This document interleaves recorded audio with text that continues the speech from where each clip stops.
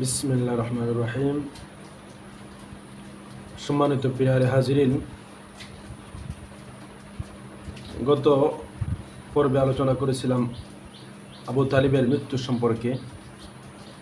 সেই ধারাবাহিকতা আজকে উম্মুল মুমিনিন হযরতে খাদিজা রাদিয়াল্লাহু তাআলা আনহা,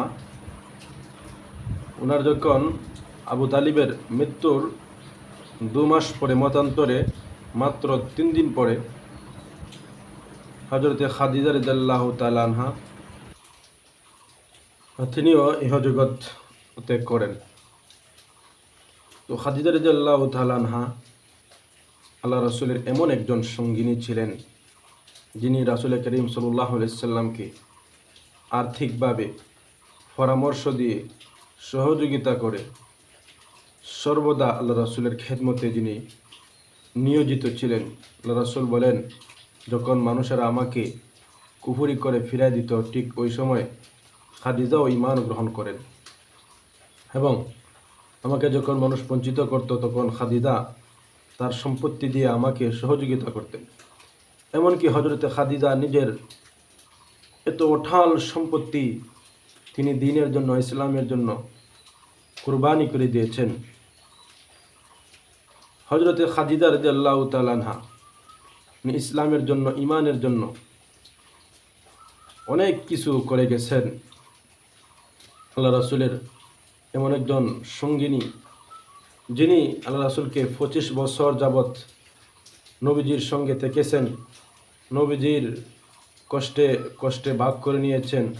মক্কার কাফের বেঈমানরা যখন ওনাকে জুলুম নির্যাতন করত, তখনও পর্দার বিধান নাজিল হয় না, তখন ডাল স্বরূপ উনি আল্লাহ রাসূলের সামনে দাঁড়ায় থাকতেন এবং তাকে হেফাজত করার চেষ্টা করতেন। এবং আল্লাহ রাসূলের যত সন্তানাদি হয়েছিল, সব সন্তানাদি হযরতে খাদিজা রাদিয়াল্লাহু তাআলা আনহার গর্বেই হয়েছিল। আল্লাহ রাসূল যখন প্রাথমিক নবুয়ত পাওয়ার পরে যখন শরীর মুবারকে জ্বর এসেছিল, তখন আল্লাহ রাসূল এসে খাদিজাকে বললেন, খাদিজা, আমাকে চাদর দ্বারা আবৃত করো, আমার প্রাণ নিয়ে আমার আশঙ্কা হচ্ছে, আমার খুবই কষ্ট হচ্ছে। তখন খাদিজা রাদিয়াল্লাহু তাআলা আনহা আল্লাহ রাসূলকে সান্ত্বনা দিয়ে বললেন, হে আমার প্রিয় স্বামী, আপনি টেনশন করার কোনো প্রয়োজন নাই, চিন্তা করার কোনো প্রয়োজন নাই, কারণ আপনি কোনো মানুষকে কোনো দিন একটুও কষ্ট দাও নাই, কোনো দিন মিথ্যা কথা বলো নাই, অন্যের বোঝা নিজের কাঁধে নিয়ে গেছেন, মানুষকে সহযোগিতা করেন এবং অসহায় দরিদ্র মানুষের পাশে আপনি দাঁড়ান।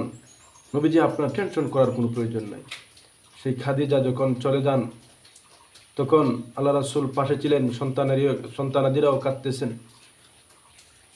তখন খাদিজা বলেন, হে আমার স্বামী, আমার টেনশন হয় আপনার জন্য।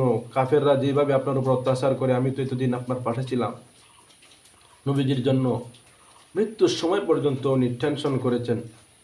এবং আল্লাহ রাসূলের অত্যন্ত প্রিয় হিসাবে আল্লাহ রাসূল হযরতে খাদিজা রাদিয়াল্লাহু তাআলা আনহু সংসারে থাকাকালীন দ্বিতীয় আর কোনো বিবাহ করেন নাই।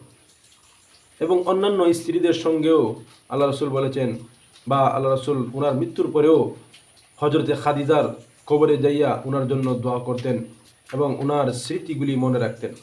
সমস্ত মা বোনদেরকে বলবো, হযরতে খাদিজার এই জীবনী থেকে আমরা শিক্ষা গ্রহণ করব, স্বামীদেরকে কিভাবে ইজ্জত সম্মান করতে হয়, এবং রাত্র জাগরণ করিয়া রাসূলের খেদমতে উনি নিয়োজিত ছিলেন। আল্লাহ তাআলা আমাদের সকলকে কবুল করুক, আমিন।